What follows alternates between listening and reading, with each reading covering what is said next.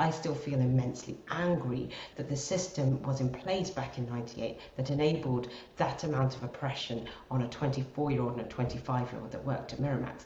But what makes me even angrier is in many ways that system still prevails today. The fact that you couldn't even really tell anybody what happened for a long time to you. Yeah, that's right. It was very horrific. Not only the underlying assault, but the fact that Zelda Perkins and I, once we had quit our jobs and invoked constructive dismissal, we were bound by this incredibly onerous NDA that I believe that if it isn't illegal, it is at least unethical and immoral. So there were many clauses in the NDA that forbade us from talking from everyone to doctors, therapists, getting further legal advice on the NDA. As you know, we weren't permitted to keep a copy of it. We weren't permitted through the NDA to seek therapy about what happened to me with Harvey Weinstein. But in some ways, the worst thing about the NDA is that Harvey's team insisted on a list of Schedule Fivers, that is, close family and friends and perhaps work colleagues that we'd spoken to about the incident with Harvey, and we were cut off even from personal friends and close family who we had already confided in. And that comes across so well in the film, how isolated that you become. But nowadays, why do you keep telling your story? Because it must be so painful for you to keep going back to that moment in your life. It is incredibly triggering. Retelling the story itself is triggering. It's really interesting because I'm often asked how cathartic or healing that is. I admit that I do personally still find it pretty triggering to revisit those events, as you say. I think that the greater good or the altruistic reason and the reason indeed, for the Me Too movement is it's a show of solidarity. Particularly this story has resonated hugely with the Asian sexual assault survivor community. I'm one of the few voices of diversity in the Me Too movement. There are others, but not very many voices of diversity. And in the movie, I'm the only voice of diversity. So I think that this particular story holds an importance because it reaches audiences that perhaps traditionally are less likely to speak out about sexual assault.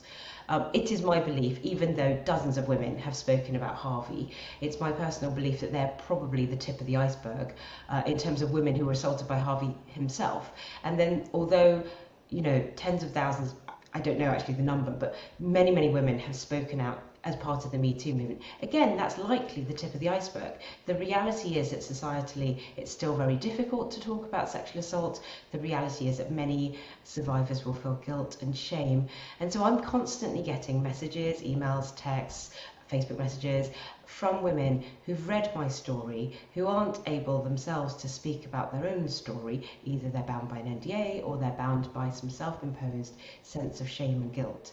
And so I feel that every time I do tell my story, even just getting a handful of responses like that makes it worthwhile. And I get a lot of correspondence around, I read your story, I listened to you talk, and I finally felt ready to go and talk to my parents or my HR manager or my boss about what's been happening to me. And I think that's hugely important.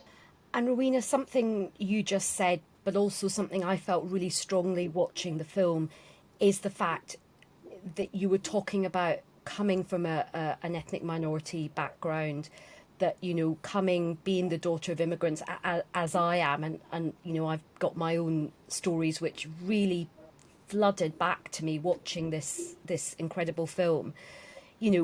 Our parents and our culture is very much keep your head down, work hard. The idea of being able to talk to this about this, particularly in our cultures, there's so much shame and stigma, and that's why it's so important for you to speak out. Yes, absolutely. Yes, and I think sometimes what's hard to understand when I'm talking about the fact that there's so much shame and stigma, people assume I'm talking about the public arena. But having grown up in a British Chinese household, I find that the shame and the stigma even extends to the family dinner table, as in this isn't something that's really discussed even among my peers, so not of my generation born in the 70s, and definitely not with my parents' generation. I'd love to think that's slowly changing in my daughter's generation, but I think the cultural change around that is slower than what is happening overall in society. British Indian background, British Indian Muslim background, and I think that would absolutely be the same. I think, often from people from different backgrounds, it's almost one thing coming out to speak to the authorities. It's almost another thing coming out to your parents to tell your parents about what had Yeah, happened. no, You absolutely, know what I mean? absolutely, yes. No, it's absolutely true. And I'm often asked the question, well, when Jodie Cantor first came to your driveway and accosted your husband, or door stopped your husband, I should say, why did you not, why did you refuse to speak to her? And in fact, what the movie doesn't reflect is that it took me almost 2 years before I was willing to even get on the phone with Jodie Cantor, let alone meet her in a room. And I said, well, I think, and they say, was it financial considerations? Was it legal considerations? Did you think Harvey would sue you? And the family issue is rarely brought up. And I always bring that up. I say, first and foremost, my children were very young. And so the idea that I would be able to travel or speak or do anything in a public space, seemed very alien. But secondly, my parents and my sister didn't know. And also my friends from university days who, were my friends back in 98. I fear they'll feel hurt that I didn't tell them. So a lot of personal considerations, and then you layer on top financial considerations. Well, could you get sued? Legal considerations, you're breaking a legal contract. And, the sense of fear and trepidation and just imprisonment really around the NDA on top of the personal considerations just becomes incredibly binding. It's so brave that you took the decision to come out, and the amount of conversations that it's going to start. What were your feelings when you watched that movie for the first time? I've now seen the movie 10 times, so it's a little bit difficult to think back about the first time. It's interesting. I get asked that question a lot, and I always say I found it to be very confusing and conflicting. And I think often US journalists are looking for some sort of message of empowerment. They want to say, oh, I felt very empowered seeing my story on screen. And of course, on one level, that's true. It is empowering to see, we've come so far. And I think the movie represents over the past 5 years what we collectively as women and what we collectively as women, particularly who are key to the Me Too movement, have achieved in half a decade is extraordinary. But for me personally as a survivor, that's only really a tiny part of my emotional reaction to the movie. And there's a real maelstrom, I think, of negative emotions that go along with that, which are I watch it and I still feel devastated for the person that I was at the age of 24. I still feel immensely angry that the system was in place back in 98 that enabled that amount of oppression on a 24-year-old and a 25-year-old that worked at Miramax. But what makes me even angrier is in many ways that system still prevails today. So I think over a quarter of a decade, what have we really achieved to dismantle the system that enabled people like Harvey Weinstein, Roger Ailes, Matt Lauer, Bill Cosby, the list goes on, to continue in their predation for really decades. And I feel, and in line with that, I feel spurred on to continue the work. People are like, it's over, you've done great work, it's been 5 years, Harvey's in jail, you can rest on your laurels. And I think, no, absolutely we can't. Until we see a genuine legal and political change around the system that allowed this level of predation, I don't think we can rest. I think we've got to keep speaking out, we've got to keep speaking our stories. I think in particular, there's a huge responsibility, if you are one of the few voices of diversity, to keep being that figurehead, so that even if Asian sexual assault survivors don't want to speak out publicly, they will at least talk to people privately or take it to HR or talk to their parents, or even in themselves feel a sense of empowerment that they're not alone. And Rowena, there was a very, very heavy price that both you and Zelda paid for being so brave to speak out, to try and right this wrong. And one of the things in the film that I was really struck by is that after you signed your agreement and you went off to try and get a new job and move on with your life, it was really difficult for you, and you ended up sort of having to kind of reconnect with the company. I mean, what was that like? Yes, so I see it as sort of layers, if you like, of oppression and coercion. Of course, the underlying assault itself was devastating, but then that was very rapidly followed, as you know, by really a very coercive, oppressive, bullying system around negotiating the NDA. And then we did go away. You know, we were promised by our own lawyers, lawyers often promise women who've been attacked, even today, that, you know, you can sign a non-disclosure agreement and it will draw a line under an unfortunate episode in your life and you can move on. And so it is true that after October 1998, I gamely tried to move on. You know, I got a reference letter from Miramax. I thought, I'm young, I've got a degree from Oxford, I worked for ICM, which is a big talent agency, and then Miramax, which is a famous production company. There's no chance I won't get a job. And let's be clear, I was only looking for an entry-level position, either unpaid or minimally paid. So I think it shouldn't have been that difficult to find a job. Essentially, as we now well know, other people were also blacklisted, including Ashley Judd herself, as she mentions in the movie. But, you know, I was absolutely blacklisted. I did not have a problem getting people to interview me because, as I said, my credentials were good. I had on my resume that I worked for Harvey Weinstein. So certainly people were willing to see me, but they would always ask, so what was it really like working for Harvey? And tell me more about why you left. And I did interviews over a period of 6 months with pretty much every media company I could come across in the late 90s in London. BBC, Channel 4, Granada, all manner of film companies. And everybody in development would say to me, we were so curious to hear what it's really like to work for Harvey. Tell us more about leaving Harvey's office. And originally I was pretty naive and I said, I'm sorry, I can't comment on the circumstances as to why I left. And of course that raises immediate red flags. Everybody in the industry knew of Harvey's reputation and what he was like.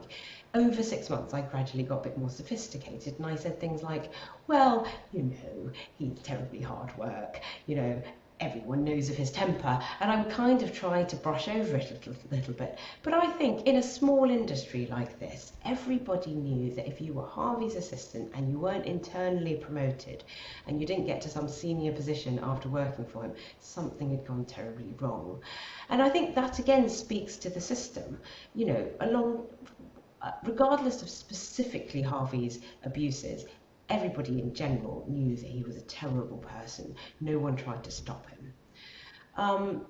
There's a clause in our NDA that suggests that if we have any trouble getting a job, we should call Harvey's personal lawyer, the same person who negotiated the NDA. So I did that duly. So I sort of activated this small clause within my NDA that said I could ask for assistance.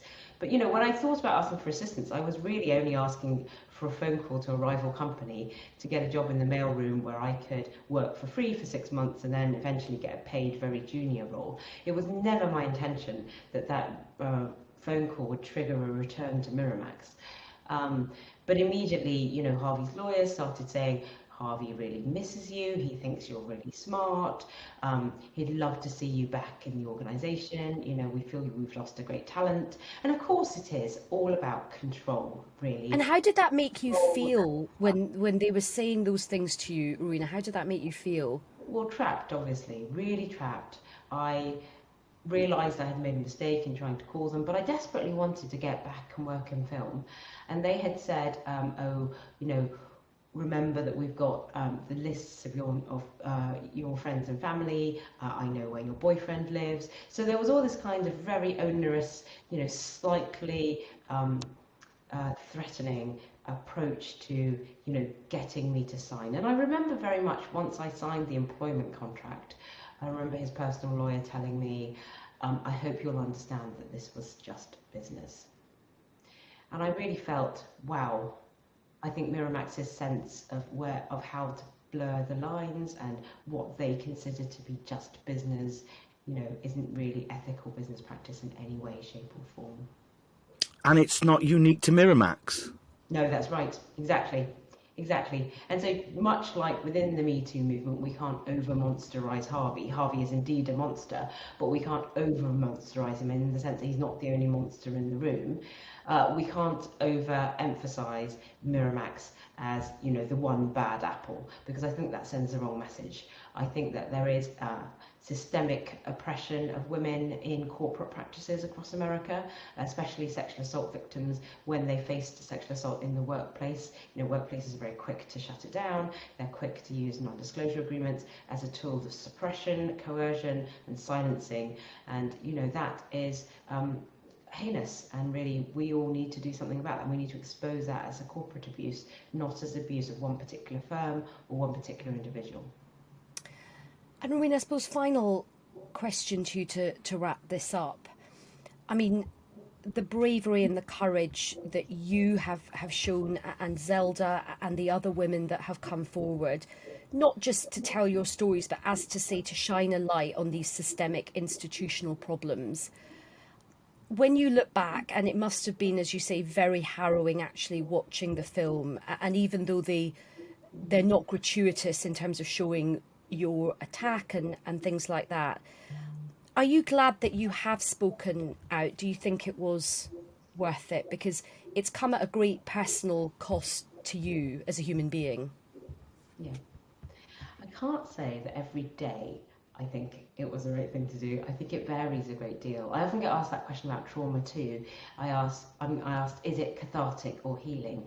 And I will say that, some days you feel that, like, recovering from trauma is a process, and some days you'll feel that you're doing really well with that recovery, but other days you'll find you're not doing so well. So I think overall I am, of course, incredibly proud and empowered by my involvement in the Me Too movement, but that's a sort of overarching feeling. On a day-to-day basis, some days it feels appalling and I regret that I ever did this, and on other days it feels uplifting, and I think, why did I ever hesitate about coming forward? And often that's when somebody approaches me to say they've really changed their life in some way, or I feel that I've made a difference. But at other times it is so triggering for me personally, I wish I could fall back into a hole. And I think that one of my big there were many hesitations, but one of the many hesitations is that this is such a public space that once you're out as a Weinstein survivor, there is no taking that back. And therefore there's a sense of loss of identity and personhood that you can't be, is irrevocable in many ways. I think this very much ties into motherhood. Forgive me, I'm going to make a transition, but bear with me, I think it's a transition worth making. So there are points in the movie that show Megan Twohey with postpartum depression. They show Jodie Cantor as a mother of older children, but still having to pick up toys while she's on the phone to Rose McGowan and so on. So I think that it is often true, especially for women, also for men, but especially for women, when they go into parenthood, you might be a career person, but you're sort of giving up part of your personhood and your identity to be subsumed in the care of your children and the care of your family, and you never quite get that back. And so in some ways there's an analogy here, in the sense that there's a sacrifice to the Me Too movement, which it sucks a lot out of you in the way that children do. It's very rewarding in the way that children are also rewarding, but it demands a lot of you. And once you take that step, it's very irrevocable. Just like having kids, you can't decide next Christmas I'm going to give up those kids. Once you've spoken about the Me Too movement, there is no taking that back. And so I think then this issue of women losing their identity and their personhood, either by becoming a parent or by becoming a very public speaking survivor, I think is very interesting, and it speaks a little bit to society and how society views women and women's role within society.